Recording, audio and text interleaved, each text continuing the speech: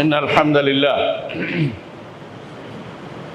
نحمده ونستعينه ونستغفره ونعوذ بالله من شرور أنفسنا ومن سيئات أعمالنا من يهده الله فلا مضل له ومن يضلل فلا هادي له وأشهد أن لا إله إلا الله وحده لا شريك له وأشهد أن محمدًا عبده ورسوله يا أيها الناس اتقوا ربكم الذي خلقكم من نفس واحدة وخلق منها زوجها وبث منهما رجالا كثيرا ونساء واتقوا الله الذي تساءلون به والأرحام إن الله كان عليكم رقيبا يا أيها الذين آمنوا اتقوا الله حق تقاته ولا تموتن إلا وأنتم مسلمون يا أيها الذين آمنوا اتقوا الله وقولوا قولا سديدا يصلح لكم أعمالكم ويغفر لكم ذنوبكم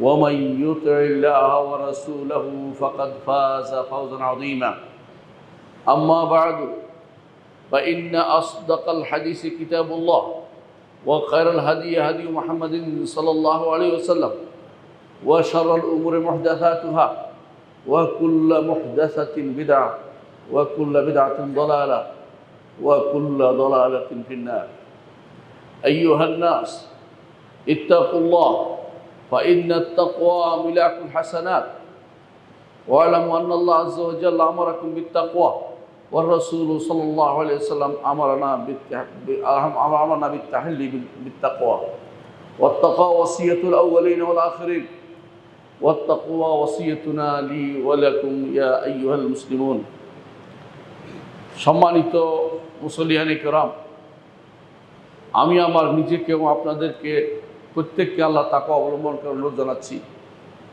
যেই তাকওয়া অবলম্বন করলে আমরা আল্লাহর জান্নাত পেয়ে ধন্য হতে পারব। সম্মানিত মুসল্লিয়ানে কেরাম, সবসময় আমরা তাকওয়ার নসিহত করে থাকি নিজেকেও আপনাদেরকে। আজকে আমরা একজন মুত্তাকির জীবন নিয়ে আলোচনা করব, যিনি মুত্তাকি বলে রাসূলুল্লাহ সাল্লাল্লাহু আলাইহি ওয়াসাল্লামের বাণী নয়, স্বয়ং আল্লাহ তাআলা তার কোরআনে ঘোষণা করেছেন। এরকম একজন ব্যক্তিত্ব নিয়ে আলোচনা করতে চাই। আজ পৃথিবীর বিভিন্ন প্রান্তে যেভাবে সাহাবায়ে কেরামের বিরুদ্ধে কিছু মানুষের অবস্থান দেখা যাচ্ছে, যেভাবে আজ পৃথিবীর বিভিন্ন প্রান্তে মানুষ আদর্শ হারিয়ে ফেলেছে, বিভিন্ন মানুষদেরকে আদর্শ বানাচ্ছে, অথচ কাদেরকে আদর্শ বানাতে হবে তা আমার নবী বলে দিয়েছেন। তিনি বলেছেন, ইক্তাদাও বিল্লাযাইনি মিন বা'দি আবী বকর ওয়া ওমর, আমার পরে দুজন মানুষকে অনুসরণ করে চলবে, একজন হচ্ছে আবু বকর, আরেকজন হচ্ছে ওমর। মুহাম্মদুর রাসূলুল্লাহ সাল্লাল্লাহু আলাইহি ওয়াসাল্লামের পরে সর্বশ্রেষ্ঠ ব্যক্তি হচ্ছেন আবু বকর রাদিয়াল্লাহু আনহু। আবু বকর রাদিয়াল্লাহু আনহুর নাম হচ্ছে আব্দুল্লাহ, তার পিতার নাম হচ্ছে ওসমান। আমরা সাধারণত কুনিয়া দিয়ে বলে থাকি আবু বকর, উপনাম দিয়ে আবু বকর বলি, এবং তার বাপের নাম বলে আবু কুহাফা। আবু কুহাফার নাম ছিল ওসমান। তিনি হচ্ছেন আবদুল্লাহ ইবনে ওসমান আত-তাইমি, যিনি কুরাইশ বংশের একজন লোক এবং মুহাম্মদুর রাসূলুল্লাহ সাল্লাল্লাহু আলাইহি ওয়াসাল্লামের সবচেয়ে কাছের মানুষ, তার প্রিয় মানুষ বা সবচেয়ে ভালোবাসার মানুষ। এই মানুষটি কিভাবে এই মর্যাদা উন্নীত হলেন, আমরা সেই বিষয়টি নিয়ে আলোচনা করতে চাই। সম্মানিত মুসল্লিয়ানে কেরাম, কোরআনে কারিমে আল্লাহ তাআলা অনেকের নাম উল্লেখ করেন নাই, একজনের নাম উল্লেখ করেছেন আর অনেকের গুণ উল্লেখ করেছেন। যাদের গুণ স্পেসিফিকলি উল্লেখ করেছেন নির্ধারিতভাবে, তাদের মধ্যে আবু বকর রাদিয়াল্লাহু আনহু একজন। আল্লাহ তাআলা বলেন, ইল্লা তানসুরুহু ফাকাদ নাসারাহুল্লাহ, যদি তোমরা আল্লাহকে সাহায্য না করো। আল্লাহকে আমরা কীভাবে সাহায্য করব? আল্লাহকে সাহায্য করার অর্থ হচ্ছে আল্লাহর দ্বীনকে সাহায্য করা।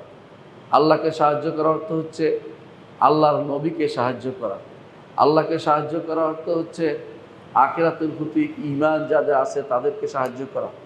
আল্লাহকে সাহায্য করার অর্থ হচ্ছে ইসলাম প্রতিষ্ঠায় সাহায্য করা, ইসলামের শত্রুদের বিরুদ্ধে নিজেদেরকে নিয়োজিত করা। আল্লাহ তাআলা বলছেন, ইল্লা তানসুরু, তোমরা যদি সাহায্য না করো, ফাকাদ নাসারাহুল্লাহ, আল্লাহ তো তার নবীকে সাহায্য করবেন, আল্লাহ তো তার নবীকে সাহায্য করেছেন। ইজ আখরাজাহুল্লাযীনা কাফারু,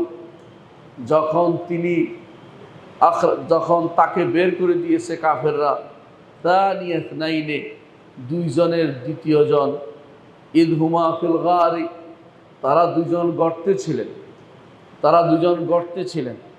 ইদ ইয়াকুল লিসাহিবি লা তাহজান ইন্নাল্লাহা মা'ানা, যখন তিনি তার সাথীকে বলছেন লা তাহজান, পেরেশান হবেন না, আল্লাহ তো আমাদের সাথে আছে। কে তিনি? তিনি হচ্ছেন আবু বকর রাদিয়াল্লাহু আনহু। যখন হিজরতের সময় মুহাম্মদুর রাসূলুল্লাহ সাল্লাল্লাহু আলাইহি ওয়াসাল্লাম একদিন দুপুরবেলা আবু বকর রাদিয়াল্লাহু আনহুর বাড়িতে ঢুকলেন। যখন এই সময় ঢুকেছেন, তখন আবু বকর রাদিয়াল্লাহু আনহু বুঝে গেলেন যে নিশ্চয়ই বড় ধরনের কোনো কিছু হবে। এই সময়ে তো রাসূলুল্লাহ সাল্লাল্লাহু আলাইহি ওয়াসাল্লাম আসেন না। তিনি এসে বললেন যে আপনার কাছে যারা আছে এদেরকে সরিয়ে দিন, আমি কিছু কথা বলবো। রাসূলুল্লাহ সাল্লাল্লাহু আলাইহি ওয়াসাল্লাম বললেন, এখানে তো আর বাইরের কেউ, রাসূলুল্লাহ সাল্লাল্লাহু আলাইহি ওয়াসাল্লাম বলার পর আবু বকর জন্য বললেন, এখানে তো বাইরের আর কেউ নেই, আমার পরিবারের লোকরাই আছে, বাইরের তো আর কেউ নেই। তারপর তিনি তাদেরকে সরিয়ে দিলেন। আবু বকর রাদিয়াল্লাহু আনহুকে রাসূলুল্লাহ সাল্লাল্লাহু আলাইহি ওয়াসাল্লাম বললেন, আমাকে হিজরতের নির্দেশনা দেওয়া হয়েছে। আবু বকর রাদিয়াল্লাহু আনহু বললেন, ইয়া রাসূলুল্লাহ, আমি আপনার সাথী হতে চাই। আল্লাহু আকবার। আবু বকর রাদিয়াল্লাহু আনহুর কথা শুনে রাসূলুল্লাহ সাল্লাল্লাহু আলাইহি ওয়াসাল্লাম বলেন, তিনি অনুমোদন করলেন যে আপনি আমার সাথী হবেন। রাসূলুল্লাহ সাল্লাল্লাহু আলাইহি ওয়াসাল্লাম চলে যাওয়ার পরে সেদিন অপেক্ষা রাতের বেলায় রাসূলুল্লাহ সাল্লাল্লাহু আলাইহি ওয়াসাল্লাম যখন বেরিয়ে পড়লেন, আবু বকর রাদিয়াল্লাহু আনহুকে সাথে নিয়ে তারা মদিনার পথের উল্টো দিকে সাওর পর্বতের ভিতরে প্রবেশ করলেন। গর্তের ভিতরে প্রবেশ করে, আজ সেটা যারা হজে যায় তারা দেখতে পায় কত উপরে, সেখানে উঠে গর্তের ভিতরে তিনি বসে পড়লেন। তারা দুজন গর্তের ভিতরে লুকিয়ে থাকলেন। কাফেররা যখন দেখতে পেল দিনের আলোতে যে আবু বকর রাসূলুল্লাহ সাল্লাল্লাহু আলাইহি ওয়াসাল্লাম নেই, আবু বকর নেই, তখন তারা দুজনের খুঁজে তখনকার দিনে যত পয়সা হতে পারে অত পয়সা ঘোষণা করলো যে এত পয়সা আমরা দিব, তারপরও তাকে যেন ফেরত পাওয়ার ব্যবস্থাপনা করা হয়। অনেকেই শত্রুতার বশে, অনেকে অর্থের লোভে রাসূলুল্লাহ সাল্লাল্লাহু আলাইহি ওয়াসাল্লামকে খুঁজতে বের হয়ে গেল। খুঁজতে তারা দেখলো, তখনকার দিনের মানুষ পদচিহ্ন দেখে বুঝতে পারে কোন দিকে গেছে। পায়ের চিহ্ন দেখতে দেখতে তারা খুঁজতে পেল উল্টো দিকে গেছে, অর্থাৎ মদিনার দিকে যায়নি। তখন তারা খুঁজতে এমনকি চলে গেল তারা গর্তের সামনে, সাওর পর্বতের গর্তের সামনে পর্যন্ত চলে গেল। এই সময়ে আবু বকর রাদিয়াল্লাহু আনহু বললেন, ইয়া রাসূলুল্লাহ, আমরা তো মাত্র দুইজন, এই পাগুলি দেখা যাচ্ছে, যদি তারা নিচের দিকে তাকায় তাহলে তো আমাদেরকে দেখতে পাবে। তখন আল্লাহ রাসূল সাল্লাল্লাহু আলাইহি ওয়াসাল্লাম তখন বললেন, লা তাহজান, পেরেশান হবেন না, ইন্নাল্লাহা মা'ানা, আল্লাহ তো আমাদের সাথে আছে। অন্য হাদিসে রাসূলুল্লাহ সাল্লাল্লাহু আলাইহি ওয়াসাল্লাম বলেছেন যে মা যান্নুকা বিসনাইন আল্লাহু সালিসুহুমা, দুইজনের ব্যাপারে আপনার কি ধারণা? আল্লাহ তো তৃতীয় জন হিসাবে আছেন। আল্লাহ কিভাবে আছেন? তিনি আরশের উপরে রয়েছেন, তবে তিনি তার সাহায্য সহযোগিতা দিয়ে মুহাম্মদুর রাসূলুল্লাহ সাল্লাল্লাহু আলাইহি ওয়াসাল্লামের সাথে ছিলেন। এটাই সমস্ত আলেমরা যুগ যুগ ধরে এই ব্যাখ্যাই করেছেন। অর্থাৎ আল্লাহ তাআলার সাহায্য মুহাম্মদুর রাসূলুল্লাহ সাল্লাল্লাহু আলাইহি ওয়াসাল্লামের সাথে ছিল। আল্লাহ তাআলা দেখছেন যে মুহাম্মদুর রাসূলুল্লাহ সাল্লাল্লাহু আলাইহি ওয়াসাল্লাম তার সাথী, তারা কি অবস্থায় আছে। এই আয়াত থেকে আমরা বুঝতে পারি আবু বকর রাদিয়াল্লাহু আনহুর বিশাল মর্যাদা। তিনি গর্তের সাথী ছিলেন, কোরআন থেকে প্রমাণিত, কোরআন দিয়ে প্রমাণিত হয়েছে যে তিনি রাসূলুল্লাহ সাল্লাল্লাহু আলাইহি ওয়াসাল্লামের সাথী ছিলেন। কোরআন দিয়ে প্রমাণিত হয়েছে রাসূলুল্লাহ সাল্লাল্লাহু আলাইহি ওয়াসাল্লাম আবু বকর রাদিয়াল্লাহু আনহুকে সান্ত্বনা দিচ্ছেন। কোরআন দিয়ে প্রমাণিত হয়েছে যে তিনি হচ্ছেন রাসূলুল্লাহ সাল্লাল্লাহু আলাইহি ওয়াসাল্লামের সাহায্যকারী এবং তিনি তার সাথে ছিলেন এবং আল্লাহর সাহায্য তাদের উভয়ের সাথে ছিল। এ হচ্ছেন মুহাম্মদুর রাসূলুল্লাহ সাল্লাল্লাহু আলাইহি ওয়াসাল্লামের প্রথম সাথী, প্রিয় সাথী, জান্নাতের সুসংবাদ প্রাপ্ত আবু বকর রাদিয়াল্লাহু আনহুর জীবনী, যা কোরআনে কারীমে আল্লাহ তাআলা উল্লেখ করেছেন। আল্লাহ তাআলা কোরআনে কারীমে অন্যত্র বলেছেন, ওয়া সায়ুজান্নাবুহাল আতকা আল্লাযী ইউতি মালাহু ইয়াতাযাক্কা, আর জাহান্নাম থেকে বেঁচে থাকবে, আগুন থেকে বেঁচে থাকবে, জাহান্নাম থেকে বেঁচে যাবে আতকা, ওই তাকওয়াবান ব্যক্তি যার থেকে বড় তাকওয়াবান আর কেউ নেই। সবচেয়ে বড় মুত্তাকি ব্যক্তি জাহান্নাম থেকে বেঁচে থাকবে। আল্লাযী ইউতি মালাহু ইয়াতাযাক্কা, যে তার সম্পদ দিচ্ছে ইয়েতাজাক্কা, নিজেকে পবিত্র করার জন্য, জান্নাত পাওয়ার জন্য, জাহান্নাম থেকে নিজেকে মুক্ত করার জন্য। দুনিয়ার কোনো উদ্দেশ্য তার নেই, দুনিয়ার কোনো প্রাপ্তি তার নেই, একমাত্র আল্লাহর জন্যই শুধুমাত্র তিনি তার সম্পদ ব্যয় করে থাকেন। কোরআনে কারিমে যেখানেই সম্পদ ব্যয় করার প্রশংসা করা হয়েছে, একটা সাধারণ নীতি মনে রাখবেন, কোরআনে কারিমের যেখানেই আল্লাহ তাআলা যারা সম্পদ ব্যয় করে তাদের প্রশংসা করেছেন, সেখানে সর্বপ্রথম ঢুকবে আবু বকর রাদিয়াল্লাহু আনহু। যখনই সম্পদ ব্যয়ের প্রশ্ন আসছে, সবার সামনে থাকতেন আবু বকর রাদিয়াল্লাহু আনহু। এই জন্য আবু বকর রাদিয়াল্লাহু আনহু ওই সময়ে যারা নির্যাতিত হচ্ছিল, বেলাল রাদিয়াল্লাহু আনহু এবং এই জাতীয় তার মতো আরও যারা নির্যাতিত হচ্ছিল, সবাইকে তিনি ক্রয় করে আল্লাহর রাস্তায় মুক্ত করে দিচ্ছিলেন। তিনি কোনো সম্পদের আশা করছিলেন না। সাধারণত যারা কোনো দাস ক্রয় করে, তখনকার সময় দাস প্রথা ছিল, দাস ক্রয় করে তখন তাদের উদ্দেশ্য থাকে এটা, এই দাসটি যখন মুক্ত হয়ে যাবে, আয় করলে আমি তার ভাগ পাবো, বা তাই সে আমার কাজে সহযোগিতা করবে, বা আমার জন্য সে এগিয়ে আসবে।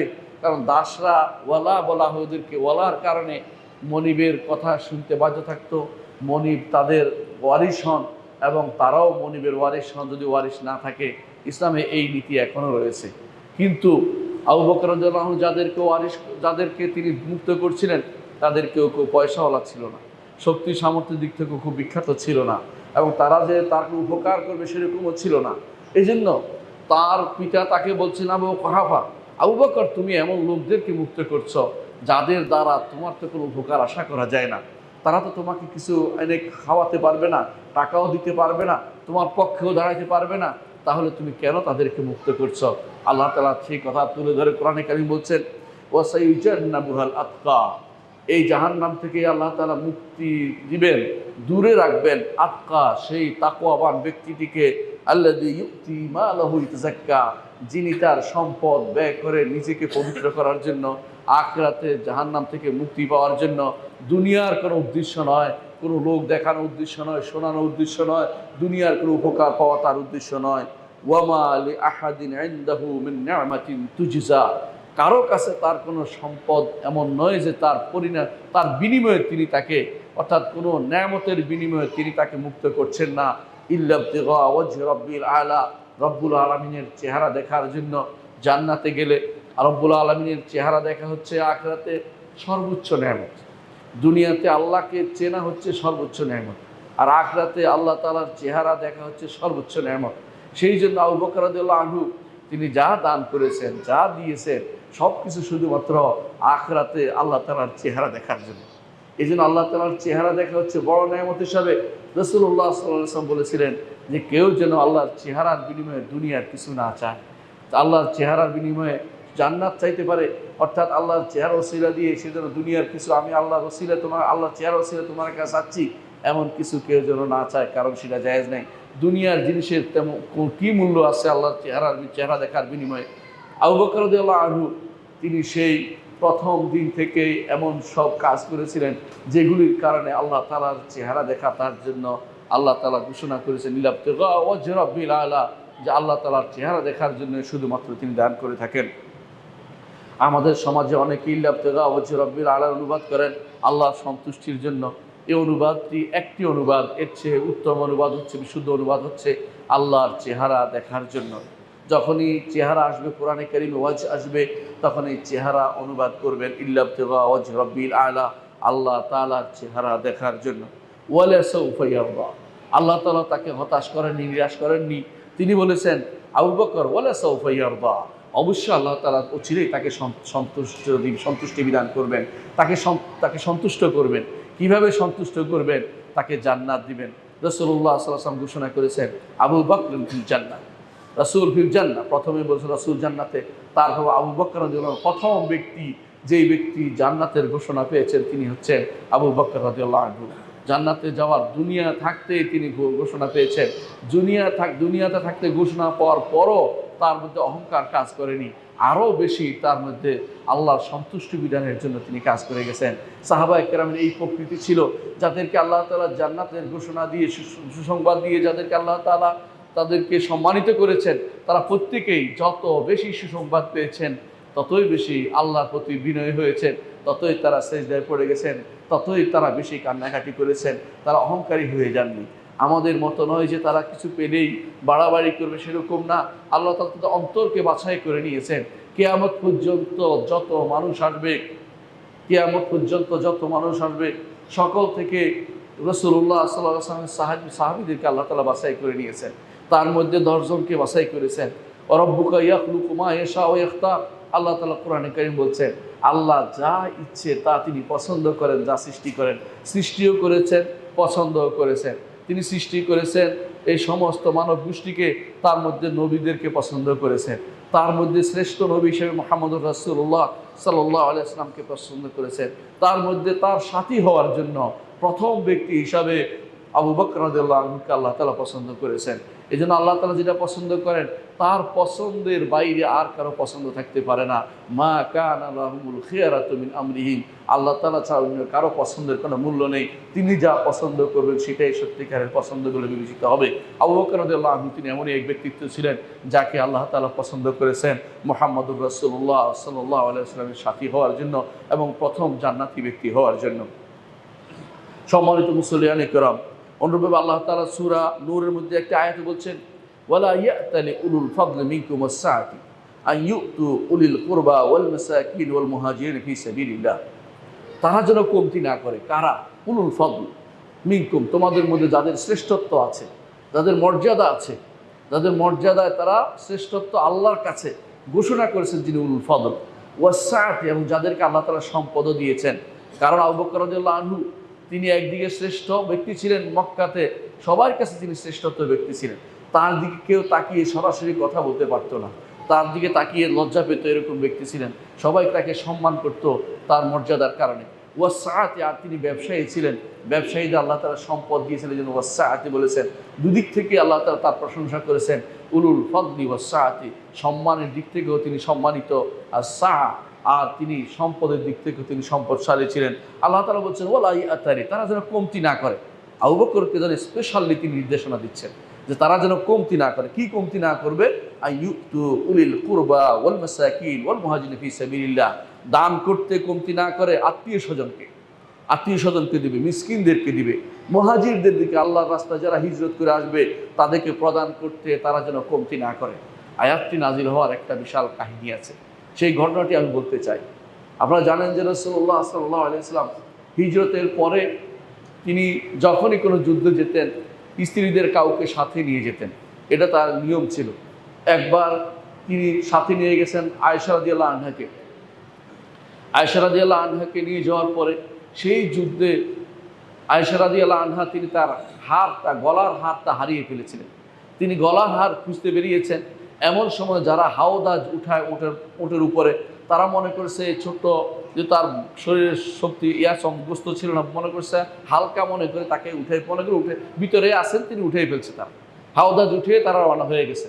কিন্তু আয়েশা রাদিয়াল্লাহু আনহা যখন তিনি হার খুঁজে পেলেন, হার খুঁজে পেয়ে এসে দেখেন যে সবাই চলে গেছে, তখন তিনি যেখানে ছিলেন সেখানেই শুয়ে পড়লেন, শুয়ে ঘুমিয়ে গেলেন। সাধারণত এরকম অবস্থা, যারা কোনো দুনিয়া সম্পর্কে গাফেল, তারা এইভাবে এই কঠিন অবস্থায় ঘুমিয়ে যেতে পারে। আল্লাহ তাআলা তার প্রশংসা করেছেন যে মুহসানাতুল গাফিলাতুল মুমিনাত, সুবহানাল্লাহ।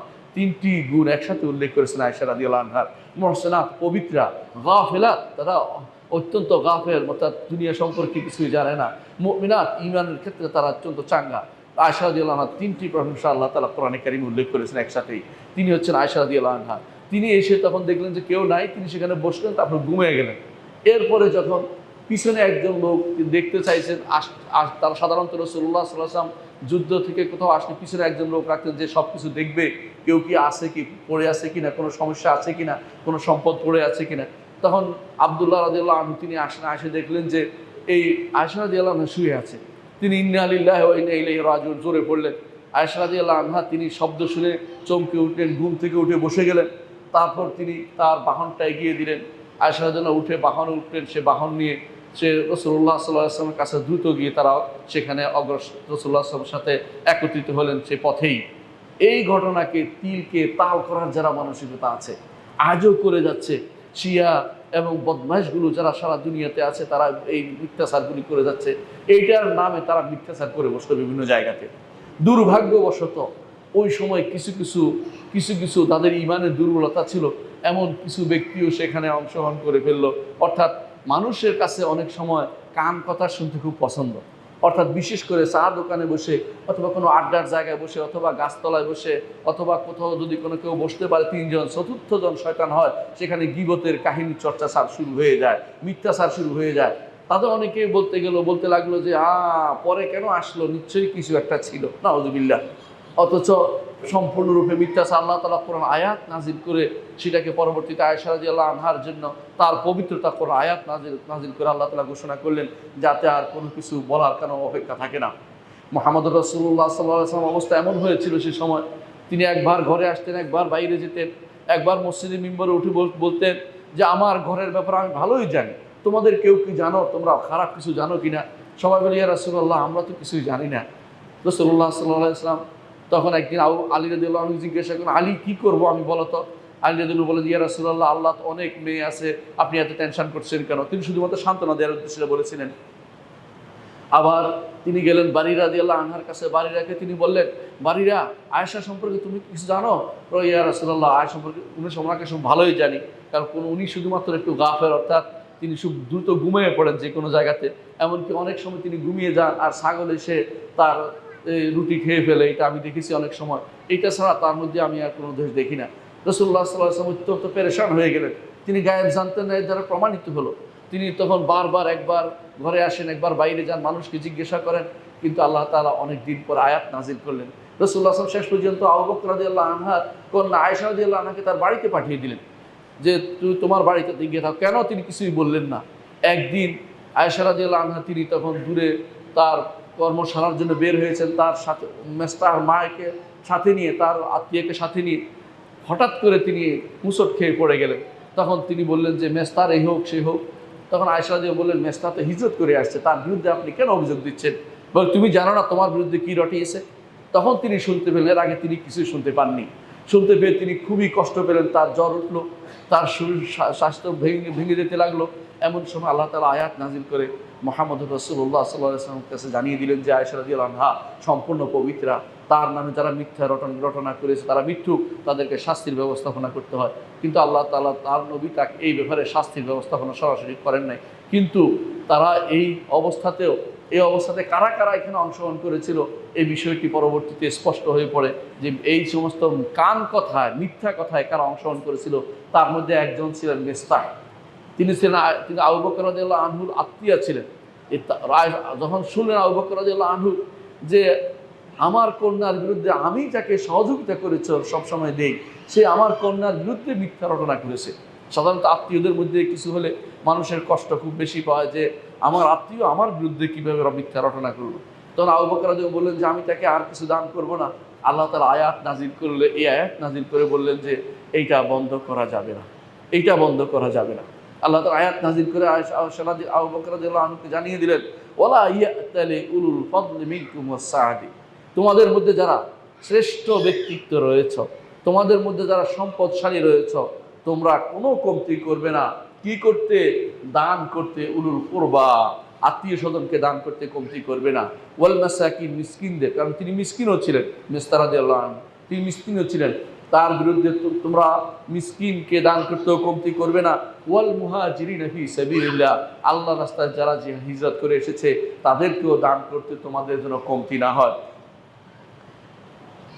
ওয়াল ইয়াফু ওয়াল ইয়াসফাহু, তারা যেন ক্ষমা করে এবং তারা যেন উপেক্ষা করে। অর্থাৎ আবু বকর রাদিয়াল্লাহু আনহুকে ক্ষমা করতে, উপেক্ষা করতে নির্দেশ দিয়েছেন। চিন্তা করে দেখেছেন, একই নির্দেশ আল্লাহ তাআলা তার নবীকেও দিয়েছেন। ফালিয়াফু আনহু ওয়াল ইয়াসফাহু, ফালিয়াফু ওয়াল ইয়াসফাহু, আল্লাহ তাআলা কোরআনে কারিমে বলেছেন যে তাদেরকে আপনি ক্ষমা করে উপেক্ষা করুন। ঠিক একই নির্দেশ আবু বকরকে দিচ্ছেন, ওয়ালিয়াফু ওয়াল ইয়াসফাহু, তিনি তারা যেন ক্ষমা করে এবং তারা যেন উপেক্ষা করে, অর্থাৎ তাদের থেকে যেন তাদের ভুলগুলি থেকে তা ভুলে যায়, ভুলগুলির দিকে আর না তাকায়। আলা তুহিব্বুনা ইয়াগফিরাল্লাহু লাকুম, তোমরা কি পছন্দ করো না আল্লাহ তোমাদেরকে ক্ষমা করে দিবে? সুবহানাল্লাহ। যখন আবু বকর রাদিয়াল্লাহু আনহু আয়াত শুনলেন তিনি বললেন যে অবশ্যই আমি পছন্দ করি আল্লাহ তাআলা যেন আমাকে ক্ষমা করে দেন। এই জন্য তিনি আরো বেশি করে দিতে লাগলেন যে যাদেরকে আমি কম দিতাম তাদেরকে আরো বেশি করে দেব। মিসতাহ রাদিয়াল্লাহু আনহুর প্রতি তিনি আরো তার সহানুভূতি এবং তার সৌহার্দ্যতা, তার সম্পদ দেয়া আরো বাড়িয়ে দিলেন। এ হচ্ছে আবু বকর রাদিয়াল্লাহু আনহু। আপনি চিন্তা করে দেখেছেন আল্লাহ তাআলা তার জন্য ক্ষমার ঘোষণা করেছেন। যেভাবে ক্ষমার ঘোষণা করেছেন মুহাম্মদুর রাসূলুল্লাহ সাল্লাল্লাহু আলাইহি ওয়াসাল্লামের জন্য আল্লাহ তাআলা বলছেন লিয়াগফিরা লাকাল্লাহু মা তাকাদ্দামা মিন যামবিকা ওয়া মা তাআখার, যে আল্লাহ তাআলা যেন আপনার আগের এবং পরের সমস্ত পদস্খলনের ক্ষমা করে দেন, সমস্ত জম্বের ক্ষমা করে দেন। মুহাম্মদুর রাসূলুল্লাহ সাল্লাল্লাহু আলাইহি ওয়াসাল্লামকে আল্লাহ যেভাবে বলেছেন আবু বকর রাদিয়াল্লাহু আনহু সেভাবে আল্লাহ তাআলা বলছেন আল্লাহ তুহিব্বুনা ইয়াগফিরাল্লাহু লাকুম, তোমরা কি পছন্দ করো আল্লাহ তোমাদেরকে ক্ষমা করে দিবেন। এভাবে আল্লাহ তাআলা কোরআনে কারীমে আবু বকর রাদিয়াল্লাহু আনহুর প্রশংসা করেছেন এবং তাকে দিক নির্দেশনা দিয়েছেন কিভাবে উম্মতের মধ্যে শ্রেষ্ঠ ব্যক্তি তিনি হয়েছেন, কারণ তিনি সেভাবেই দান করতেন এবং যেখানে আল্লাহর সন্তুষ্টি বিধান হয় সেখানে তিনি সবসময় নিজেকে নিয়ে যেতেন। আল্লাহ তাআলা কোরআনে কারীমে অন্যত্র বলেছেন ওয়াল্লাযী জাআ বিস-সিদকি ওয়া সাদ্দাকা বিহি উলাইকা হুমুল মুত্তাকুন। সূরা জুমারের 33 নম্বর আয়াতে আল্লাহ তাআলা বলছেন যেই ব্যক্তি সত্য নিয়ে এসেছেন, সত্য কে নিয়ে এসেছেন? মুহাম্মদুর রাসূলুল্লাহ সাল্লাল্লাহু আলাইহি ওয়াসাল্লাম। ওয়া সাদ্দাকা বিহি, আর যিনি এই নবীকে সত্যায়ন করেছেন তিনি হচ্ছেন মুহাম্মদুর রাসূলুল্লাহ সাল্লাল্লাহু আলাইহি ওয়াসাল্লাম। উলাইকা হুমুল মুত্তাকুন, আল্লাহ তাদেরকে মুত্তাকি হিসেবে ঘোষণা করেছেন। এই জন্য মুত্তাকিদের সবার উপরে আছেন আবু বকর রাদিয়াল্লাহু আনহু। আবু বকর রাদিয়াল্লাহু আনহু মুত্তাকিদের সবার উপরে। কিভাবে তিনি সত্যায়ন করেছেন? আপনারা জানেন যে একবার যখন রাসূলুল্লাহ সাল্লাল্লাহু আলাইহি ওয়াসাল্লাম মক্কায় থাকতে যখন তিনি ঘোষণা করলেন যে আমি গত রাত্রিতে সফর করেছি বাইতুল মাকদিস পর্যন্ত, এবং সেখান থেকে যেখানে আল্লাহ তাআলা আমাকে নিয়ে গেছেন আরশের কাছ পর্যন্ত আল্লাহর সাথে কথা বলে ফিরে এসেছি একই রাত্রিতে। এই কথা বলার পরে কুরাইশের নেতারা সবাই মনে করলো এবার আবু বকরকে ধরতে পারবো, আবু বকর এবার অবশ্যই ফিরে যাবে তার সাথীর কথা থেকে। তারা সবাই এসে বলতে লাগলো আবু বকর তুমি কি বলো ওই ব্যক্তি সম্পর্কে, যেই ব্যক্তি বলে যে এক রাত্রিতে সফর করেছে। বলে কে তিনি? বলে মুহাম্মদুর রাসূলুল্লাহ, মুহাম্মদ সাল্লাল্লাহু আলাইহি ওয়াসাল্লাম। তিনি বলে মুহাম্মদ, বলে তিনি যদি তা বলে থাকেন তাহলে তিনি সত্য বলেছেন। আল্লাহু আকবার। তিনি হচ্ছেন সিদ্দিক। এই জন্য সাদ্দাকা বিহি, নবীর কথাকে সত্যায়ন করেছেন, আল্লাহ তাআলা বাণীকে সত্যায়ন করেছেন। আবু বকর স্পষ্ট বলে দিলেন তখন যে আমি তার থেকেও বেশি জিনিসে সত্যায়ন করি, কারণ আল্লাহর পক্ষ থেকে তিনি নবী সেটাও আমি সত্যায়ন করছি। সফরের কথা তো দূরে থাক, আমি যেহেতু সেটা সত্যায়ন করেছি, সফরের সত্যায়ন করা আমার জন্য কোনো কঠিন কিছু নয়। এই হচ্ছে আবু বকর as-সিদ্দিক। সেদিন থেকে তার নাম হয়ে গেছে as-সিদ্দিক। তিনি হচ্ছেন সত্যবাদী এবং সত্যায়নকারী। উম্মতের মধ্যে এই ব্যক্তি হচ্ছে প্রথম as-সিদ্দিক। এরপরে যারা হবে তাদের ঈমান যদি সেরকম হয়, আল্লাহর কথা এবং রাসূলের কথা তাদের সামনে যেন সেরকম হয় যে এখনই হচ্ছে, এখনই হবে, সেরকম ব্যক্তিরা, যে এটা এখনই ঘটবে কোনো সন্দেহ নাই, সেরকম ব্যক্তিরা হচ্ছে সত্যিকারের সিদ্দিক। সম্মানিত মুসলিয়ানে কেরাম, আজ যারা আমরা ঈমান এনেছি আমাদের ঈমানের দিয়ে একবার তাকান তো, ঈমানের সেরকম অবস্থা কি আছে? আমরা কত হারামের পিছনে দৌড়াচ্ছি, আমরা চিন্তা করতেছি যে আমাদের মৃত্যু কত আসন্ন, আমাদের শাস্তি কত আসন্ন, আমাদের সামনে জাহান্নাম কত সামনে, হাসরের মাঠে আমাদের কত লম্বা সময় দাঁড়াতে হবে, এসব আমাদের মাথায় আসে না। কারণ আমাদের সত্যায়ন অনেক দূরে। আমরা রাসূলুল্লাহ সাল্লাল্লাহু আলাইহি ওয়াসাল্লামের বাণীকে, আল্লাহর বাণীকে সত্যায়ন করার ক্ষেত্রে একটি উপরের দিকে শুধুমাত্র সত্যায়ন করি, মুখে বলি, অন্তরের দিক থেকে সে প্রকাণ্ড গভীরতা, সত্যায়নের গভীরতা আমাদের মধ্যে নেই। দৃঢ় সত্যায়ন আমাদের অন্তরে থাকলে অন্যায় কাজে এভাবে মানুষ প্রবৃত্ত হতে পারতো না, অন্যায় কাজগুলো এভাবে করতে পারতো না। সম্মানিত মুসলিয়ান ইকরাম, রাসূলুল্লাহ সাল্লাল্লাহু আলাইহি ওয়াসাল্লাম বলেছেন আবু বকর সিদ্দিক রাদিয়াল্লাহু আনহু, আবু বকর সিদ্দিক রাদিয়াল্লাহু আনহুকে আনাস ইবনে মালিক রাদিয়াল্লাহু আনহু বলেন, আবু বকর সিদ্দিক রাদিয়াল্লাহু আনহু বলেন আমি রাসূলুল্লাহ সাল্লাল্লাহু আলাইহি ওয়াসাল্লাম এর সাথে ছিলাম গর্তের মধ্যে। সেই সময় তিনি বললেন যে তিনি আবু বকর রাদিয়াল্লাহু আনহু বললেন যে আমি রাসূলকে বললাম ইয়া রাসূলুল্লাহ, যেভাবে পা দেখা যাচ্ছে যদি কেউ আমাদের দিকে তাকায় তাহলে তো আমাদেরকে দেখতে পেয়ে যাবে, নিচের দিকে উকি দিলেই। রাসূলুল্লাহ সাল্লাল্লাহু আলাইহি ওয়াসাল্লাম তখন বললেন মা যান্নুকা বিসনাইনি, দুজনের ব্যাপারে তেমন কি ধারণা, এমন দুজনের ব্যাপারে তোমার কি ধারণা যে দুজনের সাথে তৃতীয়জন আল্লাহ রাব্বুল আলামিন রয়েছেন, অর্থাৎ তিনি আমাদের সাহায্য করবেন, আরশের উপর থেকে তিনি আমাদের সাহায্য করবেন। এটা হচ্ছে রাসূলুল্লাহ সাল্লাল্লাহু আলাইহি ওয়াসাল্লাম পক্ষ থেকে সান্ত্বনা আবু বকর রাদিয়াল্লাহু আনহুকে। এবং আল্লাহ তাআলা সেখানে রাসূলুল্লাহ সাল্লাল্লাহু আলাইহি ওয়াসাল্লামের এই সান্ত্বনাকে আল্লাহ তাআলা স্থায়ী করে দিয়েছেন কোরআনে কারিম উল্লেখ করে, কোরআনে কারিম উল্লেখ করে। সুতরাং এখন যারা শিয়া বলেন বা এই জাতীয় লোকেরা যারা আবু বকর রাদিয়াল্লাহু আনহু সম্পর্কে যারা উচ্চবাচ্য করবে, তারা সরাসরি কোরআনের বিরোধিতা করার কারণে তারা ঈমান হারা হয়ে যাবে। অনুরূপভাবে দ্বিতীয় আরেকটি হাদিসে এসেছে, ইবনে ওমর রাদিয়াল্লাহু আনহু বলেন, আমরা রসুলের যুগে বলতাম আমরা শ্রেষ্ঠত্ব নির্ধারণ করতাম। আমরা বলতাম আবু বকর, আমরা বলতাম ওমর, তারপর ওমর, আমরা বলতাম তারপর ওসমান, তারপর আমরা আর কাউকে শ্রেষ্ঠত্ব দিতাম না। অন্য বর্ণনায় এসেছে যে রাসূলুল্লাহ সাল্লাল্লাহু আলাইহি ওয়াসাল্লাম সেটা শুনতেন এবং তিনি চুপ থাকতেন। অর্থাৎ সাহাবায়ে কেরাম রসুলের যুগেও শ্রেষ্ঠ ব্যক্তি হিসাবে আবু বকর রাদিয়াল্লাহু আনহুর নাম সবসময় তিনি ঘোষণা করতেন। তৃতীয়ত আবু হুরায়রা রাদিয়াল্লাহু আনহু বলেন, রাসূলুল্লাহ সাল্লাল্লাহু আলাইহি ওয়াসাল্লাম বলেছেন, একজন লোক তিনি তার গরু নিয়ে যাচ্ছিলেন, তার উপরে উঠছে। অর্থাৎ গরু তো বহন করার জন্য নয়। তখন গরু তার দিকে তাকিয়ে বলল, গরু কথা বলছে, গরু তার দিকে তাকিয়ে বলল, আমি তো বহনের জন্য আমাকে সৃষ্টি করা হয়নি, আমাকে ক্ষেত খামার চাষ করার জন্য আমাকে সৃষ্টি করা হয়েছে।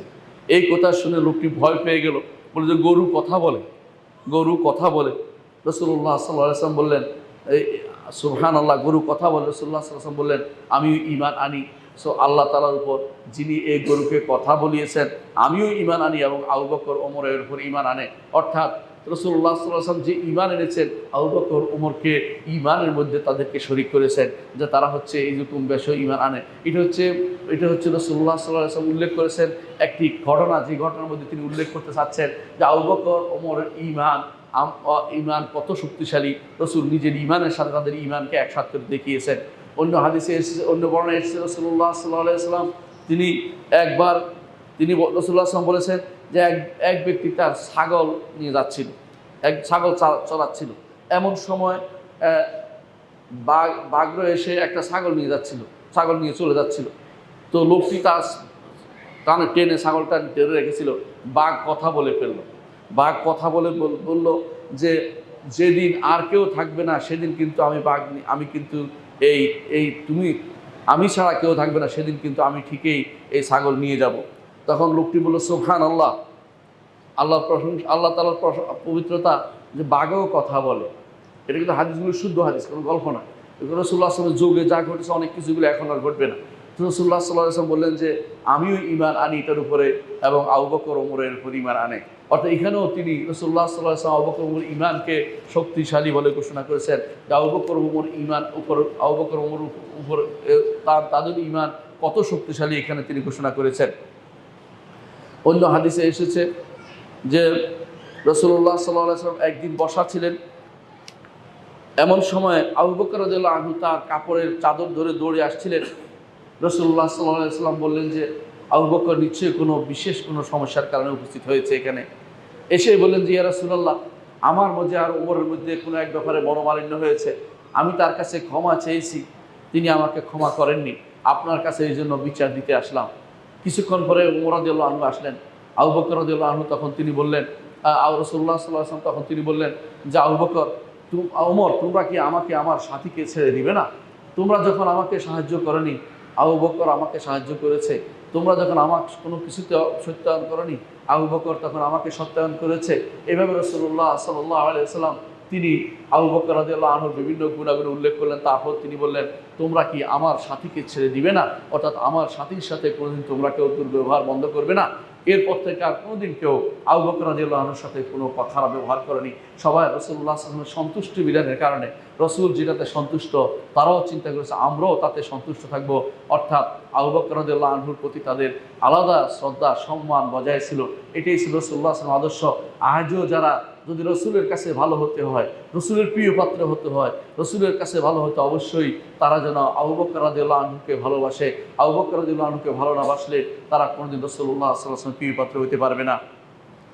রাসূলুল্লাহ সাল্লাল্লাহু আলাইহি ওয়াসাল্লাম তিনি একদিন বলেছেন, যে কেউ দুটি জিনিস দান করবে তাকে জান্নাতের দরজা দিয়ে তাকে ডাকা হবে যে আব্দুল্লাহ, তুমি আল্লাহর জন্য দান করেছ, তুমি আমার দরজা দিয়ে তুমি প্রবেশ করো। এরপর রাসূলুল্লাহ সাল্লাল্লাহু আলাইহি ওয়াসাল্লাম বললেন যে জান্নাতের দরজা রয়েছে, সালাতের, যাকাতের, সাওমের, সাদাকার বিভিন্ন দরজা রয়েছে। এমন সময় আবু বকর রাদিয়াল্লাহু আনহু বললেন, ইয়া রাসূলুল্লাহ, এমন কেউ কি আছে যাকে সমস্ত দরজা দিয়ে ডাকা হবে, যাকে জান্নাতের সমস্ত দরজা দিয়ে ডাকা হবে? তখন রাসূলুল্লাহ সাল্লাল্লাহু আলাইহি ওয়াসাল্লাম বললেন, হ্যাঁ অবশ্যই আছে, এবং আমি আশা করি সেটা হবেন আপনি। অর্থাৎ আবু বকর রাদিয়াল্লাহু আনহুকে জান্নাতের সকল দরজা দিয়ে ডাকা হবে যে আপনি এই দরজা দিয়ে প্রবেশ করুন, এই দরজা দিয়ে প্রবেশ করুন। অন্য হাদিসে এসেছে রাসূলুল্লাহ সাল্লাল্লাহু আলাইহি ওয়াসাল্লাম রাসূলুল্লাহ সাল্লাল্লাহু আলাইহি ওয়াসাল্লামকে জিজ্ঞাসা করা হয়েছিল, আমর ইবনে আস রাদিয়াল্লাহু আনহু রাসূলুল্লাহ সাল্লাল্লাহু আলাইহি ওয়াসাল্লামকে জিজ্ঞাসা করেছেন, ইয়া রাসূলুল্লাহ, আপনার কাছে সবচেয়ে প্রিয় মানুষ কোনটি? রাসূলুল্লাহ সাল্লাল্লাহু আলাইহি ওয়াসাল্লাম ব্যবহারে সব মানুষ মনে করতো তার কাছে তিনিই সবচেয়ে বেশি প্রিয়। এই জন্য জিজ্ঞাসা করে বসে মনে করেছেন হয়তো তার কথা উল্লেখ করবে যে তিনি হয়তো তার কাছে প্রিয় মানুষ। কিন্তু রাসূলুল্লাহ সাল্লাল্লাহু আলাইহি ওয়াসাল্লাম বললেন যে আমার কাছে সবচেয়ে প্রিয় মানুষ হচ্ছে আমার স্ত্রী আয়েশা রাদিয়াল্লাহু আনহা। রাসূল বললেন তারপর কে? আব্দুল্লাহ ইবনে আমর রাদিয়াল্লাহু আনহু বললেন তারপর কে? তখন আমর ইবনে আস রাদিয়াল্লাহু আনহু তারপর কে? তখন রাসূলুল্লাহ সাল্লাল্লাহু আলাইহি ওয়াসাল্লাম বললেন তারপর তার পিতা অর্থাৎ আবু বকর রাদিয়াল্লাহু আনহু। এভাবে রাসূলুল্লাহ সাল্লাল্লাহু আলাইহি ওয়াসাল্লাম তার শ্রেষ্ঠ মানুষটি, প্রিয় মানুষটি একই পরিবারের ভিতরে সীমাবদ্ধ করলেন, অর্থাৎ আয়েশা রাদিয়াল্লাহু আনহা এবং তার পিতা হচ্ছে রাসূলুল্লাহ সাল্লাল্লাহু আলাইহি ওয়াসাল্লামের প্রিয়জন।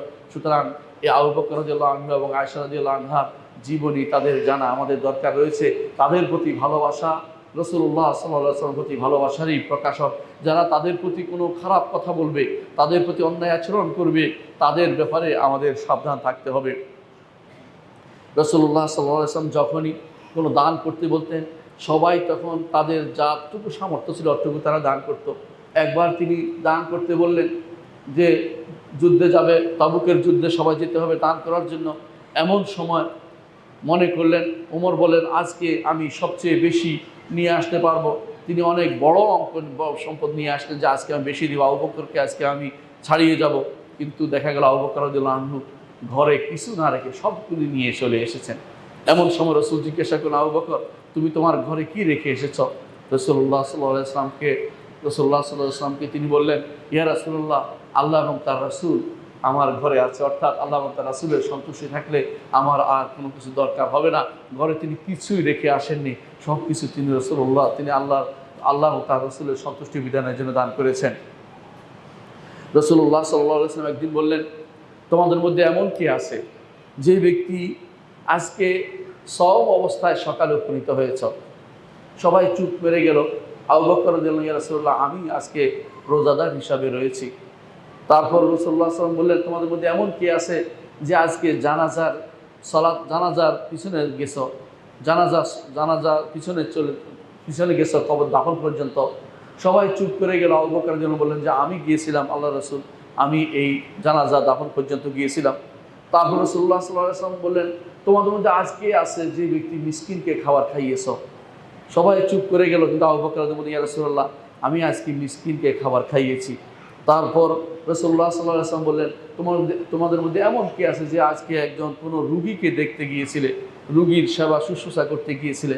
সবাই চুপ মেরে গেল। কিন্তু আবু বকর রাদিয়াল্লাহু আনহু বললেন, ইয়া রাসূলুল্লাহ, আমি এই কাজটিও করেছি। রাসূলুল্লাহ সাল্লাল্লাহু আলাইহি ওয়াসাল্লাম তখন বললেন, যার মধ্যে এই খাসলতগুলি একত্রিত হবে সেই ব্যক্তি অবশ্যই জান্নাতে প্রবেশ করবে। সুবহানাল্লাহ।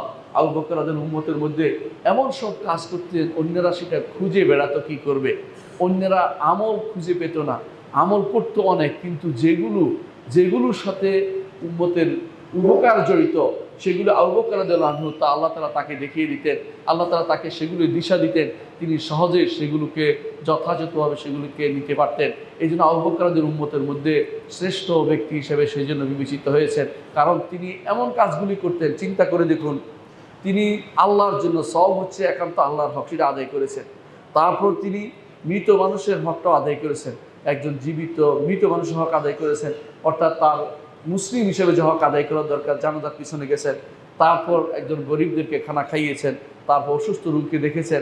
এর অর্থ হচ্ছে তিনি এমন কাজগুলি খুঁজে খুঁজে করতেন, অন্যদের মাথায়ও আসতো না যে এই কাজগুলি করতে হবে। এটি হচ্ছে আবু বকর, উম্মতের মধ্যে শ্রেষ্ঠ ব্যক্তি হচ্ছেন আবু বকর রাদিয়াল্লাহু আনহু। এই জন্য আবু বকর রাদিয়াল্লাহু আনহুর সাথে কারো কোনো তুলনা কোনোদিন হয়নি, হবেও না। এই জন্য সাহাবায়ে কেরাম বলতেন যে আমরা বলতাম যে দুনিয়ার সমস্ত মানুষের ঈমান যদি এক পাল্লায় দেওয়া হয়, আর আবু বকর রাদিয়াল্লাহু আনহু যদি ঈমান যদি অন্য পাল্লায় দেওয়া হয়, আবু বকর রাদিয়াল্লাহু আনহুর ঈমান সেখানে বেশি হবে। আমি তাদেরকে জিজ্ঞাসা করতে চাই, যারা বলে ঈমান সবাই সমান, যারা বলে তাদেরকে আমরা বলতে চাই কিভাবে হতে পারে, যেখানে সাহাবায়ে কেরাম আবু বকর রাদিয়াল্লাহু আনহুর কাছে ঈমানের ব্যাপারে হেরে গেছেন। অনেকেই বলতেন, অনেকেই চাইতেন যে এক আবু বকর রাদিয়াল্লাহু আনহুর এক রাতের আমল, এক দিনের আমল, তারা অনেকেই চাইতেন যে সারা বছর সারা জীবন করবেন, তবু আবু বকর রাদিয়াল্লাহু আনহুর মতো তাদের হতো না। ঈমান অবশ্যই বাড়ে কমে, ঈমান অবশ্যই বেশি আছে, কারো কম আছে, কারো সবাইকে এক পাল্লা যারা মাপে তারা বিশুদ্ধ আকীদার ধারক নয়, বাহক নয়, তারা বিশুদ্ধ আকীদা সম্পর্কে অজ্ঞ। তাদেরকে আমাদের জানার দরকার কার ঈমান হতে পারে, আবু বকর রাদিয়াল্লাহু আনহু ঈমানের মতো কার ঈমান হতে পারে। আবু বকর রাদিয়াল্লাহু আনহু তিনি উম্মতের যে কোনো অবস্থাতে তিনি সব সময় সর্বাগ্রে ছিলেন, সবার আগে ছিলেন। ঈমান এনেছে সবার আগে, ঈমান এনেছে সবার আগে। আপনারা জানেন ঈমান এনেছে সবার আগে, এবং এটার ঘোষণা আমাদের পক্ষ থেকে না। আম্মার ইবনে ইয়াসির রাদিয়াল্লাহু আনহু বলেন যে যখন রাসূলুল্লাহ সাল্লাল্লাহু আলাইহি ওয়াসাল্লামের প্রতি ঈমান এনেছিল দাসেরা, তার মধ্যে স্বাধীনদের মধ্যে সর্বপ্রথম আবু বকর রাদিয়াল্লাহু আনহু ঈমান এনেছিলেন। সর্বপ্রথম আবু বকর রাদিয়াল্লাহু আনহু ঈমান এনেছিলেন। তিনি ঈমান এনে তারই দাওয়াতে উসমান ইবনে আফফান রাদিয়াল্লাহু আনহু সহ পরবর্তী 30 জনের মতো লোক মক্কাতে ঈমান আনে, এবং তিনি রাসূলুল্লাহ সাল্লাল্লাহু আলাইহি ওয়াসাল্লামের হাদরে সফরে, যুদ্ধে, অর্থাৎ তিনি সফরে এবং একামত অবস্থায় যুদ্ধে কোনো অবস্থাতে রাসূলুল্লাহ সাল্লাল্লাহু আলাইহি ওয়াসাল্লামের সাথিত্ব ত্যাগ করেন নাই। যখন সমস্ত মানুষ চলে যেত তখনও আবু বকর রাদিয়াল্লাহু আনহু থাকতেন। অর্থাৎ আবু বকর রাদিয়াল্লাহু আনহুকে রাসূলুল্লাহ সাল্লাল্লাহু আলাইহি ওয়াসাল্লাম কোনোদিনই বলেন নাই যে তার দান তিনি দিয়ে শেষ করতে পারবেন। তিনি বরং বলেছেন যে সবাইকেই আমি তার প্রাপ্য জিনিস দিয়ে দিয়েছি, আবু বকরকে আমি সেটা দিতে পারি নাই। এবং তিনি এটাও বলেছেন যে আল্লাহ তাআলা আমাকে বন্ধু হিসেবে গ্রহণ করেছেন, যদি আমি দুনিয়ার বুকে কাউকে বন্ধু হিসেবে গ্রহণ করতাম তাহলে আবু বকরকে আমি বন্ধু হিসেবে গ্রহণ করতাম। খলিল, অন্তরঙ্গ বন্ধু, খলিল বলা হয়, কারণ আল্লাহ তাআলা তার নবীকে খলিল হিসেবে গ্রহণ করেছেন, যেমনিভাবে ইব্রাহিম আলাইহিস সালাতু ওয়াস সালামকে খলিল হিসেবে গ্রহণ করেছেন। এ হচ্ছে আল্লাহর পক্ষ থেকে তার নবীকে মর্যাদা দেয়া। আর তার নবী বলছেন, যদি দুনিয়ার বুকে কাউকে আমি খলিল হিসেবে গ্রহণ করতাম তাহলে আমি আবু বকরকে খলিল হিসেবে গ্রহণ করতাম, কারণ আবু বকর রাদিয়াল্লাহু আনহুর মর্যাদা এতই বেশি ছিল। আবু বকর রাদিয়াল্লাহু আনহু প্রত্যেকটি মক্কার প্রত্যেকটি অবস্থানে রাসূলুল্লাহ সাল্লাল্লাহু আলাইহি ওয়াসাল্লামের সাথী ছিলেন। এমনকি যখন কুরাইশরা তাকে বন্দী করে রাখলো 3টি বছরের জন্য, 3 বছর বন্দিত্ব কাটালো রাসূলুল্লাহ সাল্লাল্লাহু আলাইহি ওয়াসাল্লাম শাবে আবি তালেবে, সেখানেও আবু বকর রাদিয়াল্লাহু তার সাথে ছিলেন। যখনই কোনো বড় ধরনের কোনো কিছু হয়েছে আবু বকর সেখানে উপস্থিত ছিলেন। এমনকি হিজরতের সময় আবু বকর রাদিয়াল্লাহু আনহু তার সাথে ছিলেন। এবং হিজরতের সময় একবার সামনে একবার পিছনে যাচ্ছেন। রাসূলুল্লাহ সাল্লাল্লাহু আলাইহি ওয়াসাল্লাম বললেন, আবু বকর আপনি একবার পিছনে একবার সামনে কেন যাচ্ছেন?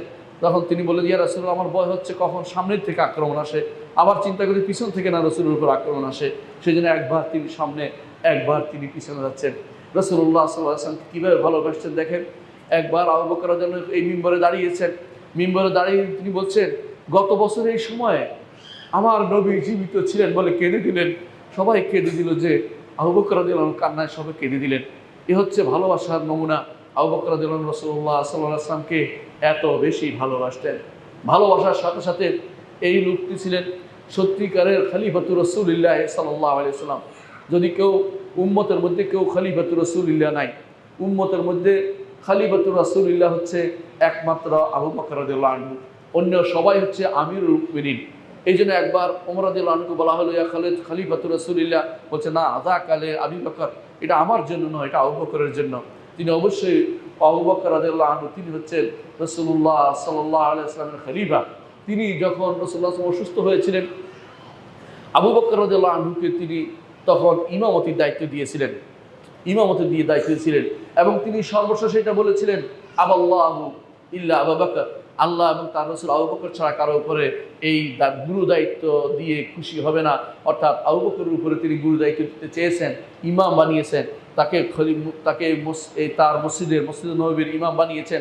এই তার জীবদ্দশা রাসূল দেখেছেন সাহাবায়ে কেরাম সালাত আদায় করছে, রাসূল দরজা খুলে দেখেছেন আবু বকরের নেতৃত্বে সবাই সালাত আদায় করছে, তিনি খুশি হয়ে গেলেন এবং তিনি দরজা ছেড়ে দিতে বললেন, অর্থাৎ পর্দা ছেড়ে দিতে বললেন।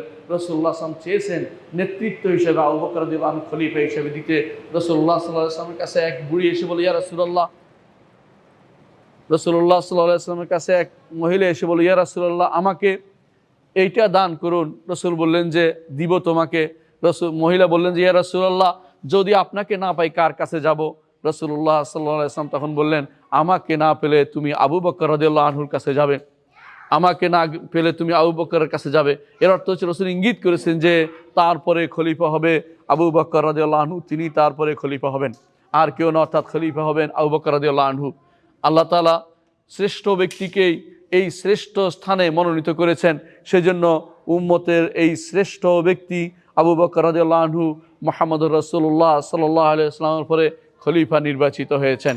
এই খলিফা নির্বাচনের মধ্যে মূল কাজটি যেটা হয়েছিল সেটা হয়েছে যখন রাসূলুল্লাহ সাল্লাল্লাহু আলাইহি ওয়াসাল্লাম দুনিয়া থেকে চলে গিয়েছিলেন, যখন রাসূলুল্লাহ সাল্লাল্লাহু আলাইহি ওয়াসাল্লাম দুনিয়া থেকে চলে গিয়েছিলেন, তখন সকিফা বনি সায়েদা, এখন আপনারা যারা মসজিদ নববীতে যাবেন তার পশ্চিম পাশে দেখবেন একটা জায়গা, বাগান ঘেরা এলাকা রয়েছে, ওইটা হচ্ছে সকিফাতু বনি সায়েদা, যেখানে গিয়ে হারাম শেষ, হারামের এরিয়া শেষ হয়েছে, এর বাইরে এই জায়গাটা গাছ বাগান ঘেরা আছে, লেখা আছে সকিফাতু বনি সায়েদা। কেউ বলে সকাইফা বনি সায়েদা, সকিফা শুদ্ধ, সকিফাতু বনি সায়েদা। সেখানে বসতেন তারা, সেখানে বসতেন সিদ্ধান্ত নিতে কে খলিফা হবেন।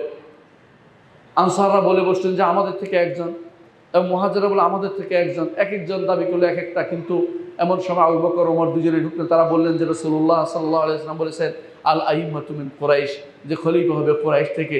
এরপর তিনি বললেন যে এখানে ওমর আছে, আবু উবাইদা ইবনে জাররাহ আছে, এরা আছে। তিনি আবু বকর বললেন যে এরা হচ্ছে উম্মতের মধ্যে শ্রেষ্ঠ ব্যক্তি, ওদেরকে আপনারা কেউ খলিফা নির্বাচন করুন। কিন্তু ওমর রাদিয়াল্লাহু দাঁড়িয়ে বললেন যে আমরা আপনাকে দুনিয়ার জন্য যেমনিভাবে আপনাকে পেয়েছি, দিনের জন্য যেভাবে পেয়েছি, নামাজের ইমামতির জন্য, অন্য সব দিক থেকে আমরা পেয়েছি, আমরা আপনাকে খলিফা হিসেবে নির্বাচন করতে চাই। উম্মতের মধ্যে তিনি খলিফা হিসেবে নির্বাচিত হলেন। এটা কেমন কেমন নির্বাচন, চিন্তা করে দেখুন। এখন আমরা একটা কথা বলি সব সময়, রিদ্দাতুন ওয়ালা আবু বকর লাহা, এমনভাবে মানুষ মুরতাদ হয়ে যাচ্ছে, এর জন্য আবু বকরের প্রয়োজন রয়েছে। অর্থাৎ এমন মানুষ মুরতাদ হচ্ছে, কিন্তু এর জন্য আবু বকর নেই এখন, এটা আমরা বলে থাকি। কেন?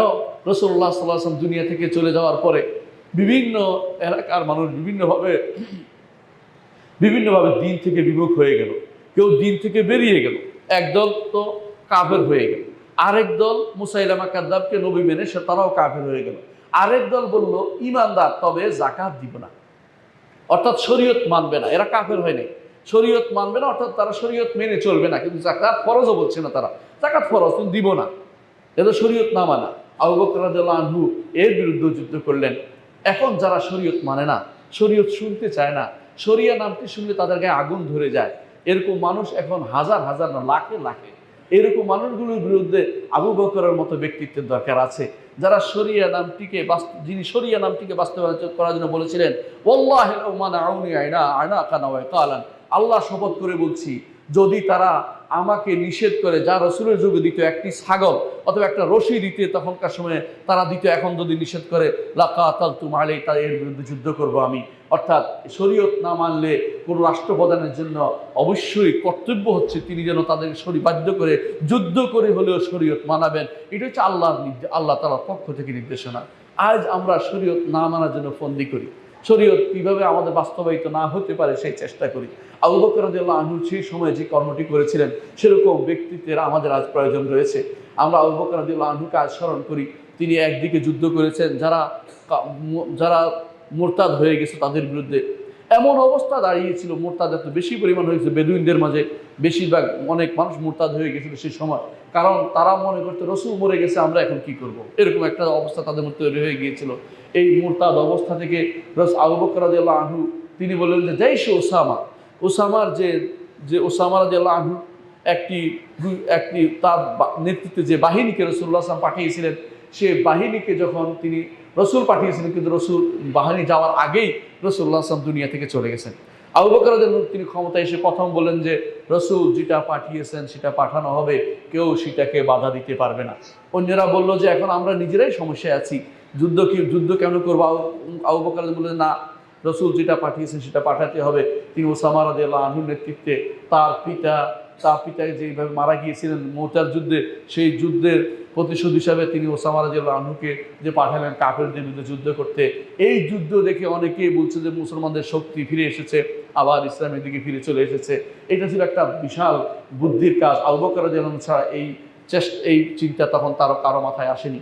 আবু বকর রাদিয়াল্লাহু আনহু রাসূলুল্লাহ সাল্লাল্লাহু আলাইহি ওয়াসাল্লাম মৃত্যুর সময় সাহাবায়ে কেরাম যে অবস্থা হয়েছিল, সেই সময় তিনি একেবারে সাবিত কদম, অর্থাৎ সেই সময় তিনি দৃঢ়পদ ছিলেন।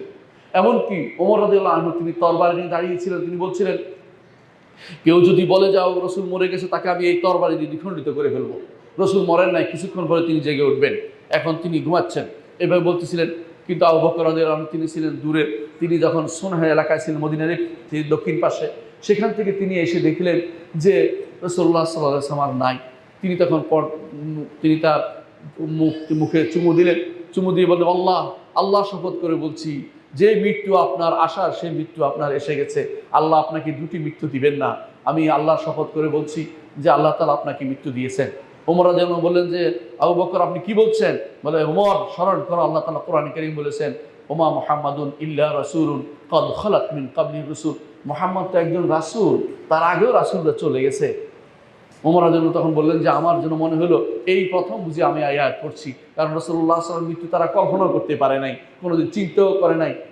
আমরা যারা যাকে ভালোবাসি তার মৃত্যু যেমন কল্পনা করতে পারি না, এরকম রাসূলুল্লাহ সাল্লাল্লাহু আলাইহি ওয়াসাল্লামের সাহাবীরা রাসূলের মৃত্যুকে কোনো চিন্তা করতে পারে নাই। কিন্তু আবু বকর রাদিয়াল্লাহু আনহু বাস্তবতাকে বিশ্বাস করে, বাস্তব অবস্থাকে তিনি সেই সময় সাবিত কদম ছিলেন যে এখন তিনি বাস্তব ভূমিকা নিতে হবে। উম্মতের মধ্যে কেন তিনি শ্রেষ্ঠ ব্যক্তিত্ব ছিলেন সহজেই সেটা বুঝে আসে। তারপর তিনি যুদ্ধ করেছেন, যারা নবুয়তের দাবিদার ছিল তাদের বিরুদ্ধে যুদ্ধ করার ব্যবস্থা করেছেন। তারপর তিনি যারা যাকাত দিবেন না তাদের বিরুদ্ধে যুদ্ধ করেছেন।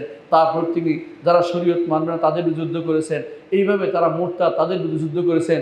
আবার তিনি ফিরিয়ে এনেছেন, যেভাবে মুহাম্মদুর রাসূলুল্লাহ সাল্লাল্লাহু আলাইহি ওয়াসাল্লাম তাদেরকে ছেড়ে গেছেন, সেইভাবে আবু বকরের মতো ব্যক্তি আজ আমাদের বেশি দরকার। আল্লাহ আমাদেরকে বুঝার তৌফিক দান করুন। আকুলু কাওলি হাযা ওয়া আস্তাগফিরুল্লাহ লি ওয়া লাকুম ওয়া লিসাইরিল মুসলিমিনা ফাস্তাগফিরু ইন্নাহু হুয়াল গাফুরুর রাহিম। ইন্নাল হামদালিল্লাহ নাহমাদুহু ওয়া নাস্তাঈনুহু ওয়া নাস্তাগফিরুহু ওয়া নাউযু বিল্লাহি মিন শুরুরি আনফুসিনা ওয়া মিন সাইয়্যাতি আমালিনা। মান ইয়াহদিহিল্লাহু ফালা মুদিল্লা লাহু ওয়া মান ইউদ্লিল ফালা হাদিয়া লাহু। ওয়া আশহাদু আল লা ইলাহা ইল্লাল্লাহ ওয়াহদাহু লা শারীকা লাহু ওয়া আশহাদু আন্না মুহাম্মাদান আবদুহু ওয়া রাসূলুহু। সম্মানিত মুসলিয়ানে কেরাম, আবু বকর রাদিয়াল্লাহু আনহু জীবনী পড়ার মধ্যে কি ফায়দা! যতই জীবনীটা পড়বেন ততই আপনার আল্লাহর প্রতি ভালোবাসা আসবে, রাসূলের প্রতি ভালোবাসা আসবে, এবং সাহাবায়ে কেরাম যারা উম্মতের মধ্যে শ্রেষ্ঠ ব্যক্তি তাদের প্রতি ভালোবাসা আসবে। উম্মতের মধ্যে আজ এমন লোকরা তৈরি হয়েছে যারা আদর্শ হারিয়ে ফেলেছে। আমাদের আদর্শ তো সাহাবায়ে কেরাম, আমাদের আদর্শ মুহাম্মদুর রাসূলুল্লাহ সাল্লাল্লাহু আলাইহি ওয়াসাল্লাম এবং তার অনুসারী যারা আছে। মুহাম্মদুর রাসূলুল্লাহ ওয়াল্লাযীনা মাআহু আশিদ্দাউ আলাল কুফার রুহামাউ বাইনাহুম তারাহুম রুকআন সুজদান ইয়াবতাগুনা ফাদলান মির রাব্বিহিম ওয়া রিদওয়ানা সীমাহুম ফি উজুহিহিম মিন আসারিস সুজুদ যালিকা মাসালুহুম ফিত তাওরাত ওয়া মাসালুহুম ফিল ইনজিলি কাযারইন আখরাজা শাতআ। কোরআনে কারীমে আল্লাহ তাআলা সূরা ফাতহের শেষের দিকে এসে আল্লাহ তাআলা প্রশংসা করেছেন সাহাবায়ে কেরামের। এই সাহাবায়ে কেরাম আমাদের আদর্শ। এদের মধ্যে শ্রেষ্ঠ ব্যক্তি হচ্ছেন আবু বকর রাদিয়াল্লাহু আনহু, তিনি আমাদের আদর্শ। আজ যারা শিয়া আছে, ইরানি বলেন, ইরাকি বলেন, বর্তমান যারা ক্ষমতায়, এবং যারা হুথি বলেন, যারা আজ ওখানে আছে, এই ইয়েমেনে আছে, এবং যারা হিজবুল্লাহ বলেন, যারা আজ যুদ্ধের নাম দিয়ে ভণ্ডামি করছে ইয়াতে ফিলিস্তিনে, লেবাননে, এই জাতীয় যারা আছে, এমনকি যারা আছে ইরাক ইয়াতে ক্ষমতাসীন যারা আছে সিরিয়াতে, এই রাষ্ট্রগুলি আজ এমনকি বাংলাদেশের বিভিন্ন আনাচে কানাচে শিয়াদের আজ উত্থান দেখেন। তারা আবু বকর রাদিয়াল্লাহু আনহু, ওমর রাদিয়াল্লাহু আনহুকে কাফির বলে, আয়েশা রাদিয়াল্লাহু আনহা সম্পর্কে জঘন্যতম কথা বলে, মা সম্পর্কে জঘন্যতম কথা বলে। আপনারা সন্তান হয়ে কীভাবে তো সেটা সহ্য করতে পারেন আমি জানি না। আপনাদের ভালোবাসার জায়গাটুকু যখন এই সমস্ত লোকদের দিকে যায় যারা শিয়াদেরকে ভালোবাসে, তখন আমাদের কষ্টের শেষ থাকে না। আপনারা উম্মতের মধ্যে শ্রেষ্ঠ ব্যক্তিকে শিখতে পারেন নাই। আমরা আবু বকর, ওমর, ওসমান, আলী সবাইকে ভালোবাসি, কিন্তু আমাদের জানা দরকার যারা মিথ্যা ভালোবাসার দাবি করে তাদেরকে অবশ্যই প্রতিহত করতে হবে। তাদেরকে কখনো ভালোবাসতে পারেন না। যারা আবু বকর, ওমর নাম যাদের দেশে নাই, আপনি কোনো ইরানে কোনোদিন আবু বকর, ওমর নামে কাউকে পাবেন না। আবু বকর কাউকে পেলে তারা মেরে ফেলে, ওমর নামে কাউকে পাবেন না আপনি, ওসমান নামে কাউকে পাবেন না আপনি। ওরা আবু বকর ওমরকে লানত করে সালাতের মধ্যে। এইরকম অবস্থা, এরকম মানুষদেরকে আপনারা বন্ধু বানিয়েছেন। কাকে আপনারা বন্ধু বানান আপনাদেরকে শিখতে পারবেন না। শিয়াবাদের উত্থান আজ হচ্ছে। কিছুদিন আগে আমি আশ্চর্য হয়েছি, বাংলাদেশে গাদিরে খুম, নাউজুবিল্লাহ, গাদিরে খুম কী জিনিস? জীবনে কোনোদিন আমার দেশের মানুষ শোনে নাই। কোরআন সুন্নাহ এমন কোনো কিছু নাই।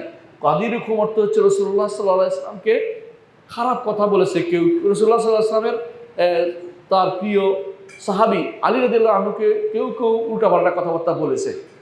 এটা মুনাফিকদের কাজ। রাসূলুল্লাহ সাল্লাল্লাহু আলাইহি ওয়াসাল্লাম তখন আলী রাদিয়াল্লাহু আনহুর মর্যাদা তুলে ধরেছেন হজ থেকে ফেরার পথে। এটাই শুধুমাত্র সর্বোচ্চ কাজ ছিল। এটাকে তারা এখন ঈদের দিন বানাচ্ছে, এটাকে ঈদের দিন বানাচ্ছে, এটাকে তারা শ্রেষ্ঠ ঈদ বানাচ্ছে, এটাকে তারা এটা দিয়ে দলিল দিচ্ছে যে তিনি আবু বকরের চেয়ে শ্রেষ্ঠ। নাউযুবিল্লাহ, এটার সাথে কোনো কিছু সম্পর্ক নাই। একজন মানুষের সম্মানহানি হয়েছে, রাসূল তার সম্মানটাকে পুনঃপ্রতিষ্ঠা করেছেন রাসূলুল্লাহ সাল্লাল্লাহু আলাইহি ওয়াসাল্লাম। এইটাই শুধুমাত্র গাজী হুকুমের কাজ ছিল, এর বাইরে আর কোনো কিছু ছিল না।